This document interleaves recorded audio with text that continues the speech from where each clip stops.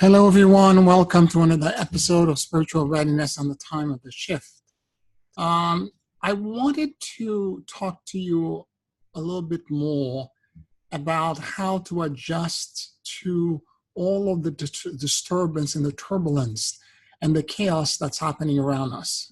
As intuitive, and particularly for seers, it is a very complicated thing because we can feel not only our own energy, and because we're highly emotionally intelligent, but you can also perceive the emotion and the fears of others. So what's happening right now, given everything that's going on in California as a consequence of the fires, which by the way was predicted in the channeling of the Galactic Region Council that I had done a month and a half ago. But the smoke and breathing conditions that are left behind, generating a tremendous amount of fear in the ether, giving the political instabilities, the various number of sense of foreboding that are coming in the edge of my field. Even for me, as emotionally intelligent as I am finding that it's a very complicated thing to keep myself centered. I can easily get swayed and distracted, and I can spend a day or several days or weeks in an internal chaos where at moment I feel aligned, I feel at peace, and the next moment I'm being swayed as if I was dust in the wind, blown by some sort of outside turbulence. And I know if I'm feeling this way, people who are not as emotionally intelligent are probably thinking that they are crazy, because this is such a roller coaster ride of feelings and sensations that if you do not have a way to process this, you're going to find it complicated to deal with. What I'm finding that I have to do is that on a daily basis, I have to morning and night anchor my spiritual practice and make sure that I'm surrendering all of the sensation that I'm perceiving, good or bad, whatever they are. I have to surrender all of them to my God concept, and let go and release control, because truly I am not in charge. And that's the terrifying part. As human beings, we like to think that we are in charge and we are in control, but in fact I am not. And I have to surrender that, because if you let yourself be swayed by the emotion or chaos, external chaos du jour, what's going to happen is that you are going to go to, you're aligning yourself to a parallel reality that has keyed in that emotion. One of the things that I'm finding that I have difficulties with these days is the fear of not having enough money and finances. And I'm going to be perfectly honest. Although a lot of people are posting online that they are doing phenomenal, everything is great on Instagram and on YouTube and etc., I'm getting by okay, but it's always by the grace of God. What I mean to say is that I'm doing what I need to do, and on paper everything looks great, but there is always period of abundance, financially speaking, and the period where there is very dry spells where I don't have enough clients, and I'm afraid because I don't have a 9-to-5 anymore. I'm doing this full time. I'm teaching, I'm giving to the world. And as I give, there are moments where things dry. And it's literally an emotional roller coaster ride. At moment, you're doing extremely well. At the moment, everything just dive. And if you do not have a spiritual practice to help you maintain, or you don't build your finances in a way that allows for those low periods for you to coast, you're going to feel exposed and in fear, okay? When you're an entrepreneur, you have to be everything. You have to wear every ad. You're marketing, you're giving the healing, you're doing everything that there is. And if you're working in a 9-to-5 where you feel, where you have a regular paycheck, what actually occurs is that the average raise in this economy now for the past 10 years has been 3%. The cost of living is way more than double that every year. So that the salary, if it's increasing so slowly or not at all in some cases, is not enough to help you live. And so you're living not only paycheck to paycheck, but you learn how to delay payment to the very last minute before the bill or the service gets cut off, so that you can move to the and pay it, and then so that you can buy yourself another month. And until you have, for me, the period of abundance where I can pay everything on time, everything can be regular, and then all of a sudden there's a dip again. My concern is not about me. I'm not worried about myself. I'm worried about the community. I have land upstate, and I know at some point I'm going to move out of New York City and go with my community into that property. I've renovated the main building, the Garville Retreat Center. It has 6 bedrooms. I don't have solar panel installed yet to be off-grid, and I want to build another structure. I don't have the funds to do this. And that's my concern, that times everything is accelerating, and I'm not yet financially where I would like to be. And that's what I have to surrender to God, the fact that I'm not there, okay? I want to also mention a couple of things to you. For a seer, for someone who's an intuitive and who's perceiving the future, there are 2 types of perception that you receive, generally speaking. One is a prediction. And that's what most seers, card readers, psychic, intuitive, that's what they see, which is that if you keep behaving in the manner that you're behaving right now, this is what's going to happen. That it implies that if you change certain things about yourself now, you will veer that future somewhere else. So there is some sense of control, which is the reason why you go see the seer. As someone who's an intuitive, those perceptions I'm fine with. But there is a second type, and they are the rarest one to perceive, and those are what I call the omens, which is a future that's already decided. There is nothing that you can do to change it. And to my personal experience, and I can do a separate video for that, but to my own personal experience, they are always catastrophic. And I don't want personally to see them. Because the sense of direction that I can give my flock or my clients or my students, I can't do it when there is an omen. Because it's going to happen. There's nothing that anyone can do. Like before 9/11, on September 5th, I woke up with a dream. I saw everything that was going to happen in the 2 towers. And there was nothing that I could do to change it. And I still live with the guilt today that if I had stood in front of the towers that morning and started screaming and waved my hand, I know I was going to be arrested by the government if I had done this. But there's a part of me that feels a burden of responsibility for knowing this ahead of time and not be able to do something with it. And to some degree, what's happening right now, given the fires and all the other events, and I know it's going to get worse, that are going to happen between now and the next 4 to 5 years.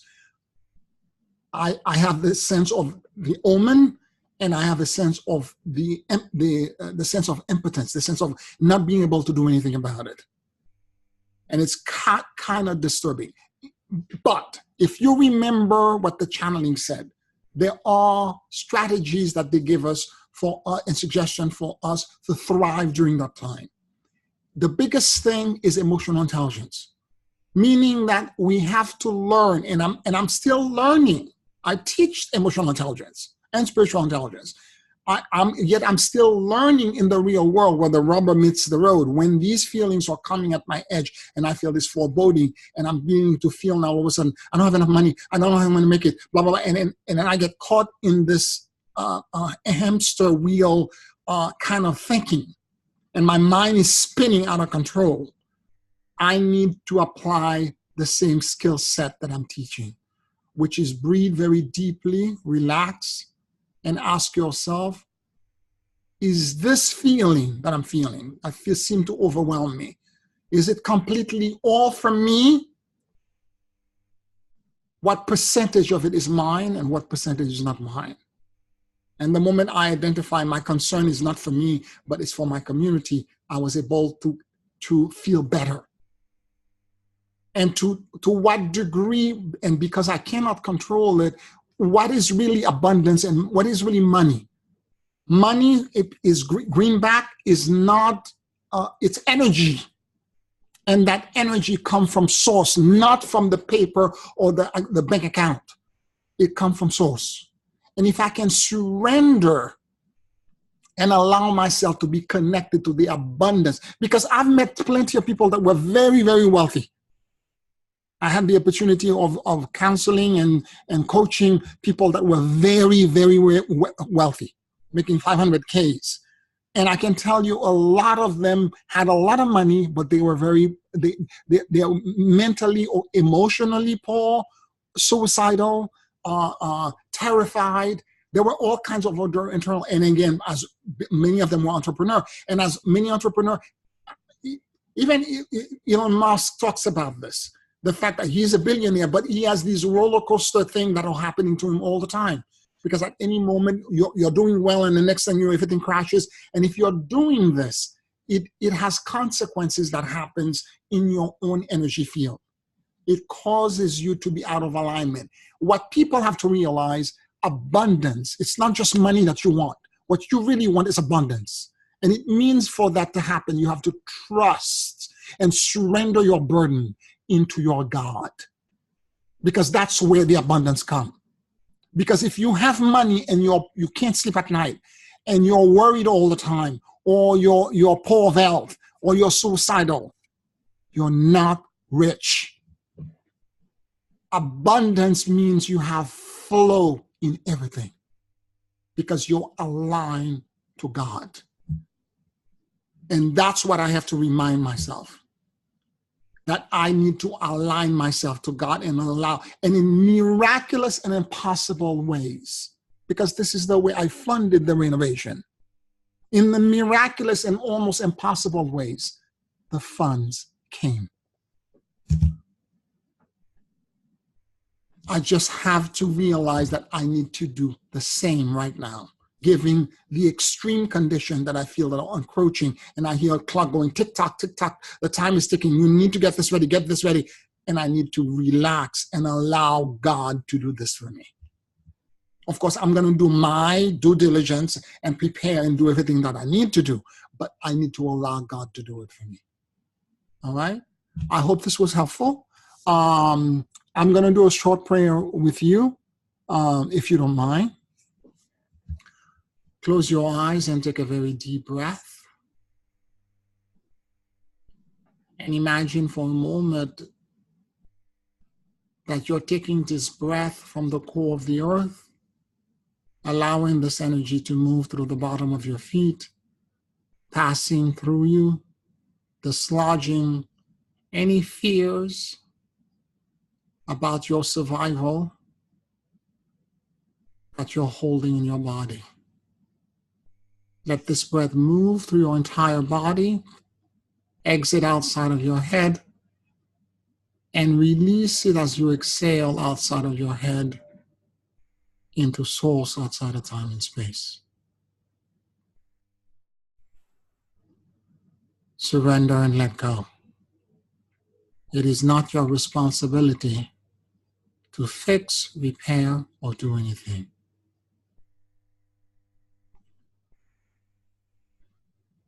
Take another breath from source, allowing the endless and perpetual renewal of the benefactor, which is infinity times infinity, to pour into you.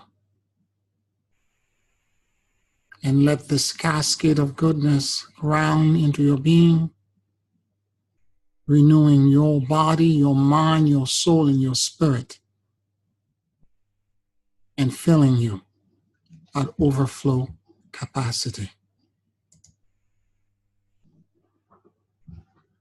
In my mission of shepherding humanity, Lord, give me the clarity to separate my issues from that of my flock,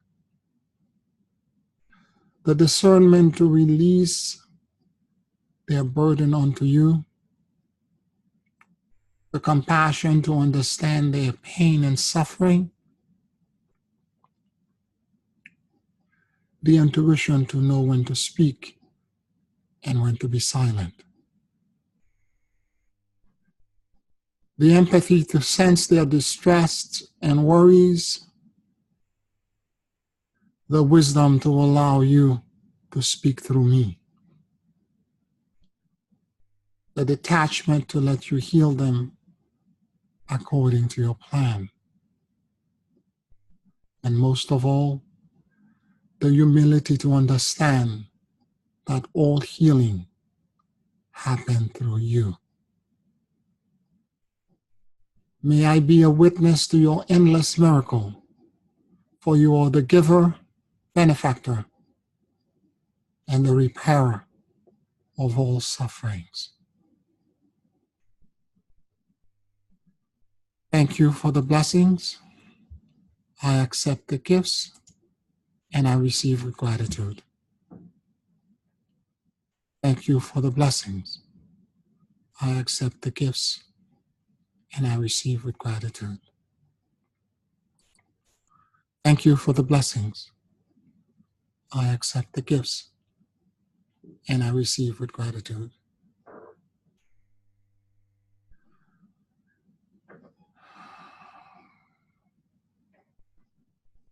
Thank you. I want to thank you for listening to me today, and please subscribe to the channel. Click on the bell icon so that you can be alerted when we have a succeeding video.